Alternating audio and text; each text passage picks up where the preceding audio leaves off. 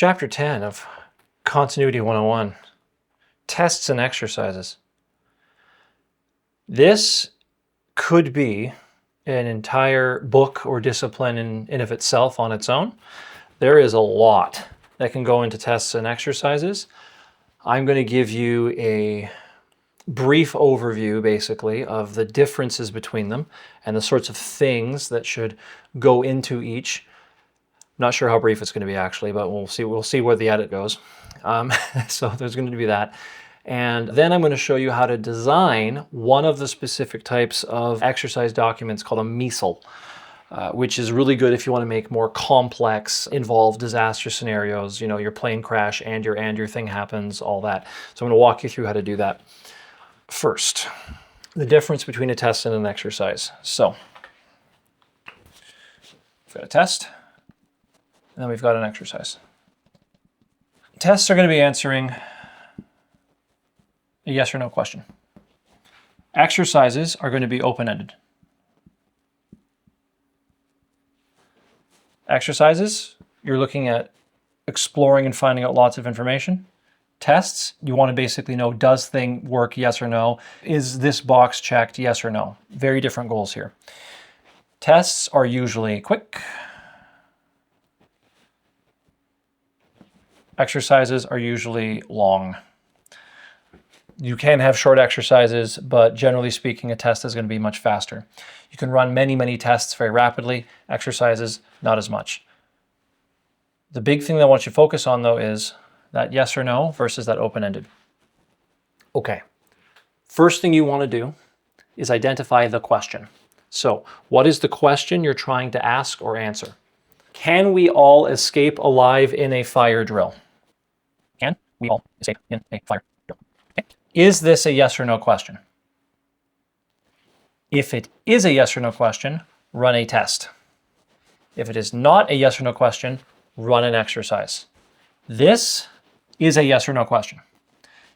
A non-yes or no question version of this would be, how do we escape in a fire drill? If I was to design a test or exercise to answer these two questions, the one I designed for the first one would be very different than the one that I designed for the second one. The goal of the first one is to figure out if it works or not. You want to run this test, you essentially pull an imaginary fire alarm and see if everybody makes it to the designated evacuation point. And if they do, good job. If not, they didn't. You can run this one all the time. This one's really quick because all you want to know is, did it work, yes or no? You're not trying to figure out why it worked. You just want to know if it worked. Very simple, run a test. How does this happen? This is going to involve setting up people that are going to be participating in the exercise, figuring out whether or not I want them to know they're in an exercise, setting up people to monitor them, to take notes of what they're doing correctly or incorrectly. So we have actors now, we have observers, we're going to have people that are running this, that are having certain things occur potentially during even a basic fire drill. We could have someone positioned at the evacuation site that just makes a mistake magically and then see how people deal with that mistake being made. This has a lot more going into it, the second one. So, first of all, ask yourself, what is the question? Then figure out, how am I answering the question? And then design the appropriate type of thing to test it or exercise it as is applicable. Why are we doing this? Look, you've designed a program. You've done all this analysis. You've come up with solutions. You've dealt with, the first 30 minutes, the longer term continuity stuff. You made a plan. You implemented the thing. Don't you want to know if it works? You've done all this work. You might as well know if the thing works. That's the first reason why this really should be explored. The second, very often, regulators, clients, important stakeholders, what have you, are going to want some sort of proof or some sort of box to be checked that shows that your thing works. This does that for you. Once again, after that, you're going to be doing this again anyways. Within a year, this is a cyclical thing. You need to learn something. If a disaster happens and you get to test your plan with that, great. You didn't need to run an exercise because the world created one for you. If it didn't happen, maybe you should simulate something so that you know when you go on the next round if there's holes, if there's gaps that you didn't recognize before, which you would only have found when you tested or exercised the thing. This section is, for many people in emergency management, emergency preparedness, this is the whole point of the whole thing. This is what they're looking for. They did all of that work. They designed everything so that this could be run to see if stuff works or if people know what to do when the thing actually happens. Please do not skip out on tests and exercises. This is where all the fun is too. Like everyone gets to go, it's time for hurricane day. Like this is great, stuff's great. Like this, you can have so much fun with this. So once again, answer your question or figure out what your question is, answer your question, figure out what method you're going to use. So what sort of test am I going to run? What sort of exercise am I going to run? Figure out if you're doing a test or an exercise first, and then look at running the thing. So design it, and keep in mind when you're designing it, you need to collect findings or collect what I learned after. So you have to build in an information collection portion. When you're designing a test, there are many, many different ways, but generally speaking, they're quick and you're finding your yes or no answer very quickly. The call tree test, which we talked about in a previous video, is an example of an easy test that you can run to say, can I contact this person in an emergency? Right? You could also say, is the speed at which I'm getting information to them or from them good enough? You'd have some sort of minimum standard for I need to get a message through to them within X amount of time. Are they doing it faster or over that? Has that box been checked? Yes or no? This is a test question. If you wanted to take a larger analysis of all of the different times that people are getting back to you, and then you were looking at designing that standard, that's probably getting more into exercise territory. Okay, but very often call trees are simply, look, I want to make sure that in an emergency you get back to me within 10 minutes or whatever the time you decide is, and they get back to you in 11. That's a red flag. What are we doing about it? Okay, call tree is a great example of this. Tests are fairly simple. There's many different versions of them. They're pretty simple. Okay, exercises. If you're going to run an exercise, you need to decide what type of exercise you want to do. Now, a lot of this is pulled from emergency management or emergency preparedness. Emergency management, emergency preparedness, they know how to do exercises. This is kind of the bread and butter of that industry. But depending on where you're taking this from, the sorts of categories for exercises could be different. There could be ones that are grouped together or whatever. So I have listed 4 rough categories that most exercises tend to fall into or kind of fall adjacent to. There are more, you could get much more granular here, but just for simplicity's sake, here's 4 sort of exercise categories that you can get into. You've got your walkthrough workshop orientation seminar. Now, when I say walkthrough here, I'm not talking about a full-on exercise where you're walking through a fire drill. I'm talking about someone probably has a presentation up like a PowerPoint, and they are giving people an overview of what the thing is. This is almost a tabletop, but not really. This is the, hey, we have this thing, let's walk through this thing together, and then tell me if you have any questions along the way. This is sort of training adjacent style exercises. These are fairly quick to make. They're not very interactive, usually, not as much as these.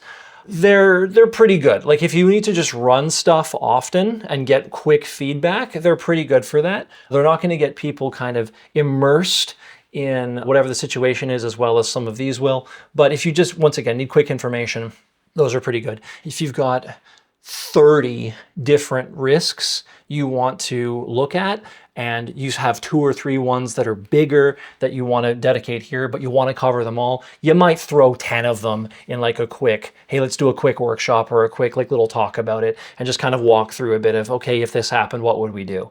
This is just a meeting, really. Like you can have a quick meeting that is a bit more, it's not just, you know, in blah, we're doing this, you're creating something still. You would still have some degree of design here, but it's not as involved. Next, you'd have tabletop. Now, tabletop exercises have been done for a very, very long time. One of the first places where you can see these done in history is with wargaming. If you've seen like ancient battles where they'd have maps and then they'd have like little wooden figures or blocks or something, or they'd use rocks on the map to say, well, this thing's here, this thing's here. How am I going to, move my resources to deal with my enemy's resources and that whole thing?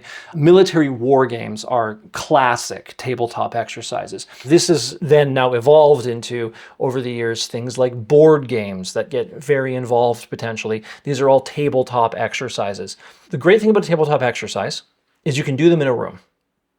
They require a bit more design usually, and so there's more involved in that than one of these up here. But you can get some pretty good information.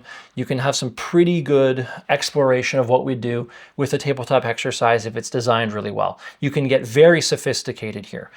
Great example of a classic tabletop exercise that people have done for years would be Dungeons and Dragons. If you haven't heard of Dungeons and Dragons, I'm sure once you Google it, you will be aware of what it is because it's kind of everywhere. But basically, you are having people role play through a scenario that a designer has made for them to walk through or for them to play through using something that's in front of them that they can interact with. So if they had a game where they had a map and they had their little figurines and they have a scenario that they've put themselves into and they have to figure out how to deal with that scenario, this is incredibly similar to running through an emergency.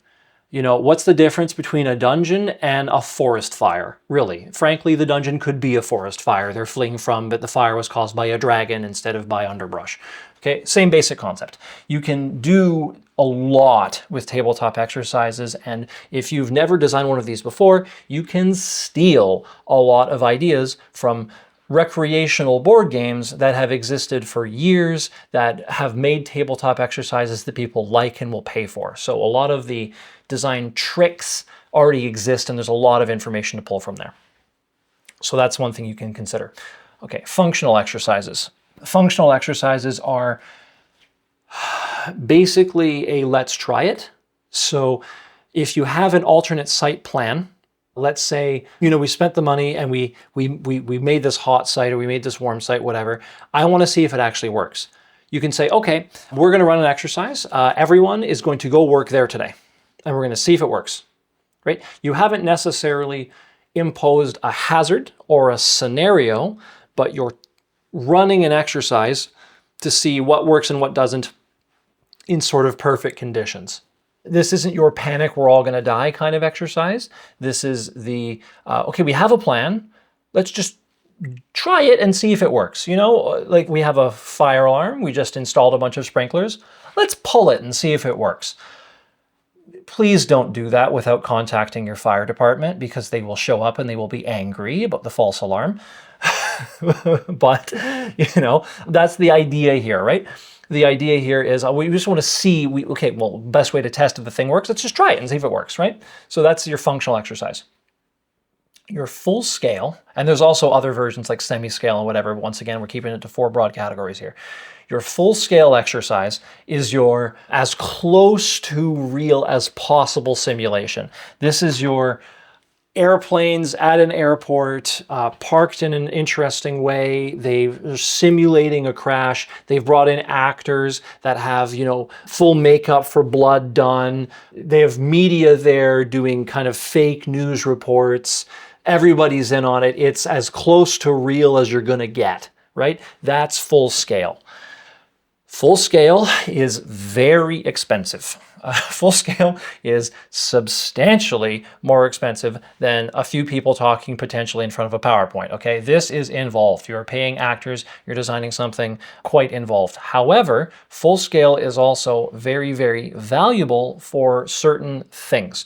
If you're going to be hosting the Olympics in your country, you probably want to run some full-scale exercises on what to do at a population level or at a major provincial or state jurisdictional level of, okay, this thing happens while the Olympics are here.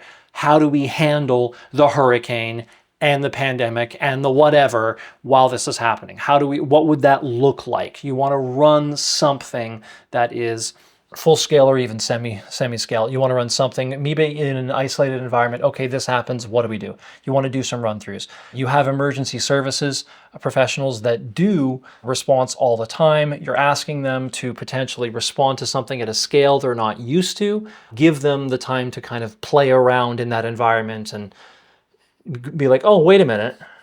Yeah, I was expecting to have this, but I didn't have that here. Do we have a plan for that? We will now. So that sort of idea. Okay, so these are the sort of this is kind of like the menu-ish you get to choose from. And there's other versions of it, but they kind of broadly fall into these categories. So this is your rough menu of the sorts of exercises that you can choose. You answer your question, you figure out what you're going to kind of design, and then you go into designing the thing. One more thing, pass and fail. Okay, yeah. This is actually a big sticking point for me. So when you're designing exercises specifically, you need to decide if you're doing a pass or a fail. You have pass or you have fail exercises. A pass exercise is an exercise where everyone should be alive, go home and win in the end. The point of a pass exercise is to get people used to doing exercises or get used to doing the process. If this is your first time ever doing continuity, just do a pass exercise. Do one where, unless someone makes a big mistake, it should just work. Design it where it's designed to succeed. You won't get as much rich data on failure points. You won't be stress testing the plan as much. But when you want to get people used to doing the thing, doing them regularly, and you want the program to succeed so that people will continue doing it, which in many cases is frankly more important, pass exercise is where you want to go. So consider that. Now that's a pass exercise. A fail exercise is an exercise where you are designing it to fail. You're designing it to stress test the plan, and you're ideally going to continually stress test it until you find the breaking point. So you want to know when the plan fails. This is going to be frustrating for people, kind of by design, and if they have not already bought into your program, could just kill the program. So be careful when going into fail exercises. They are very valuable. They're much harder to design, but they're kind of the pinnacle of what you're looking for information in exercise design.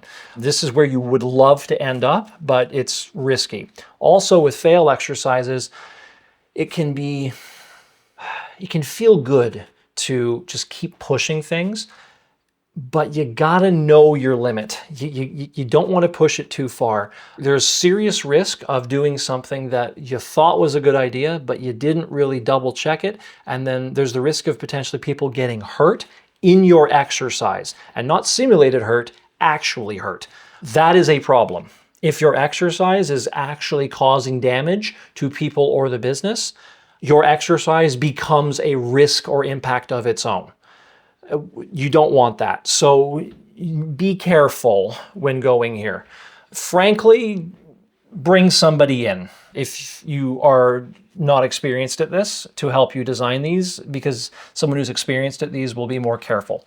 Okay, so just caution there, but they're very, very good. If you are unfamiliar with these, there's something that was made famous in Star Trek called the Kobayashi Maru.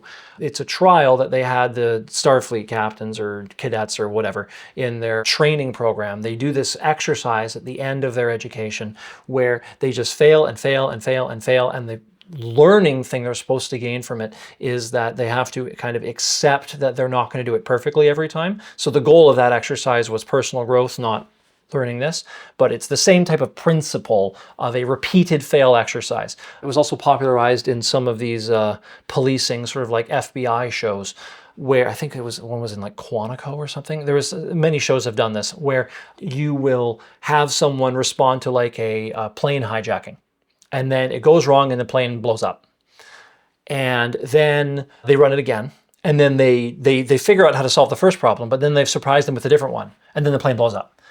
And then they do it again. And then they figure out how to do those two things, but then surprise, there's another thing, and then the plane blows up. And they keep working, and they keep getting farther and farther and farther and farther until they say, you know what, there's no way I can do this, right?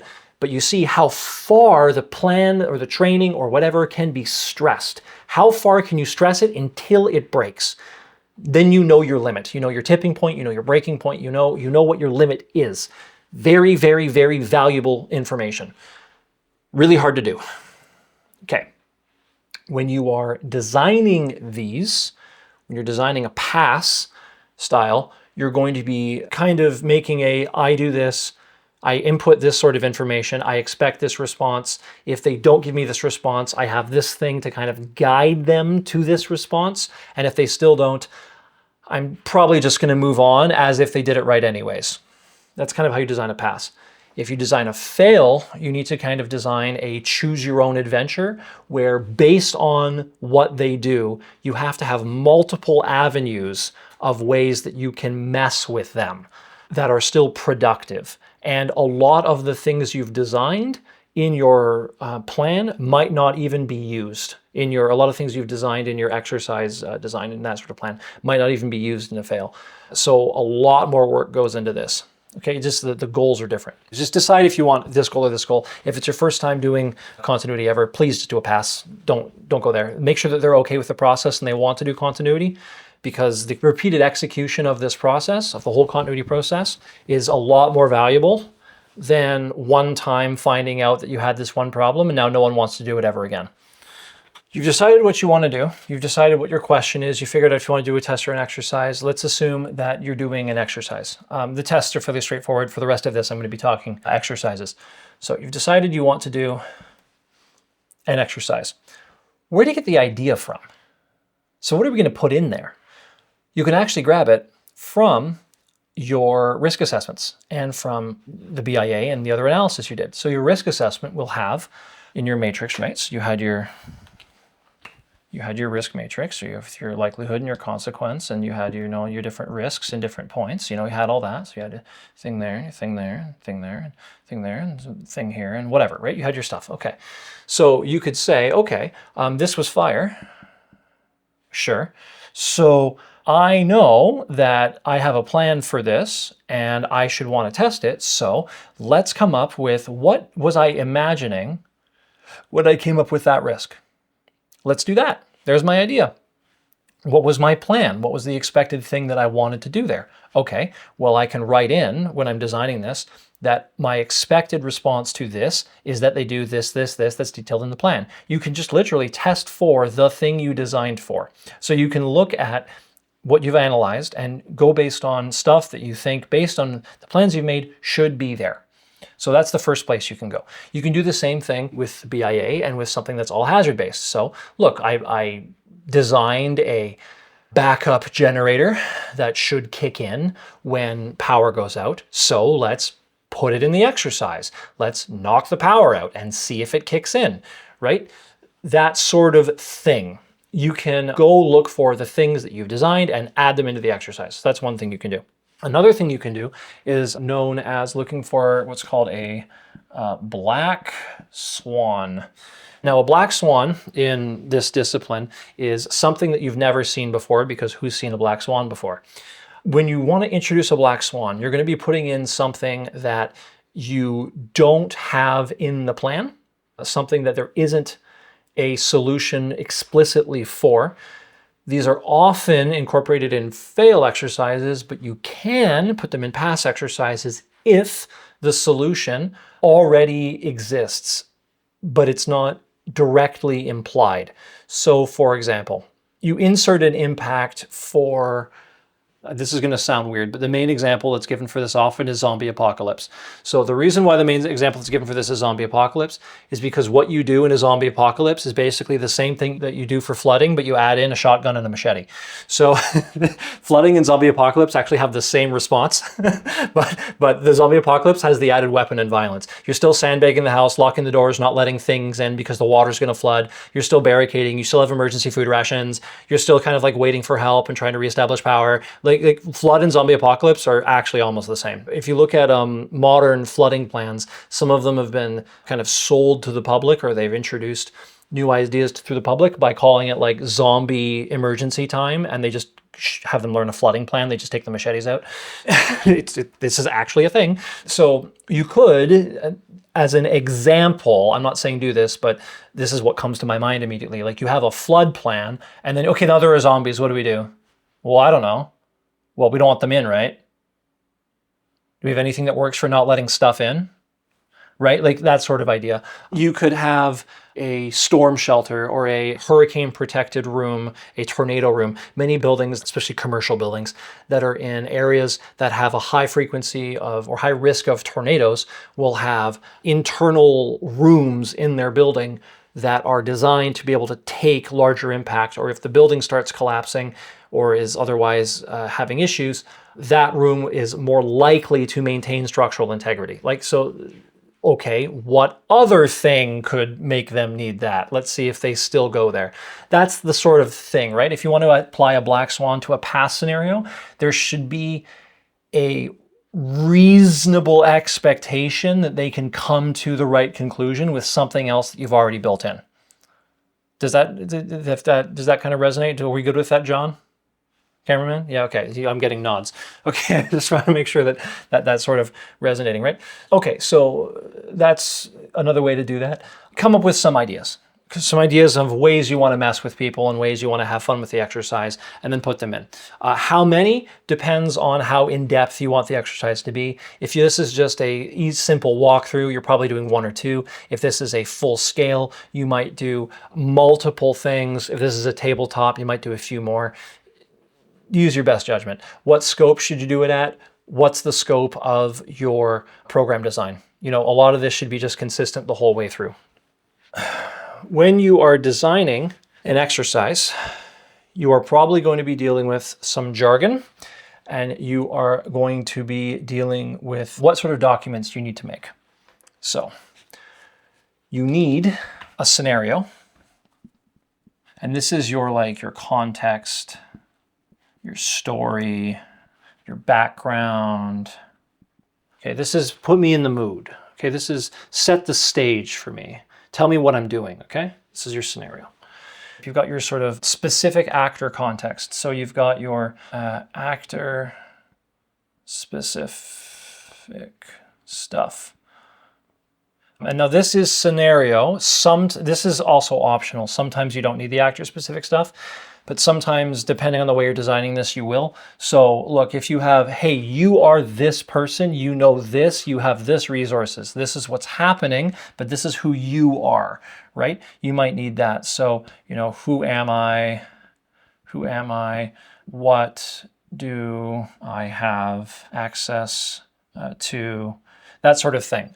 If there's a hurricane and we're running a scenario of a hurricane hitting a small town, if you are a private citizen in a house, that's one thing. If you're the mayor, it's another. If you're the chief of police, it's another. If you're a constable, a first rank police officer, that's another. What degree of resources are you working with? What sort of scale are you working at when you are dealing with these sorts of larger exercises where you may have 100 actors? Different people will be doing different things. So knowing, hey, I'm this, what are my limits? What do I know? What do I not know? Because you may be putting people in a role that they haven't done before. This is potentially an important document. And then you have the script. And the script is otherwise known as the MISL. And now we're getting into jargon. MISL is the Master Exercise Scenario List. This is a list of everything that happens in the exercise. I'm going to show you how to design one of these in a bit, but for this part first, your scenario doesn't necessarily have to be very, very involved. This could be one page. You could have a lot of pictures here of, hey, this is where we are, this is what we do. Decide what you want to do here. This is all flexible depending on what you're doing. This gets involved. I'm going to tell you about the jargon now. That's jargon term 1, MISL. Another jargon term is inject. An inject is a line in a MISL. Why is it the word inject? You have an exercise. You have this scenario you've built. What you're doing is you're injecting something into this exercise. It's a beautiful day in the neighborhood, we're having a great time, and then suddenly, hurricane. You're injecting a hurricane. You're expecting certain things to happen when you've injected that hurricane. What happens now?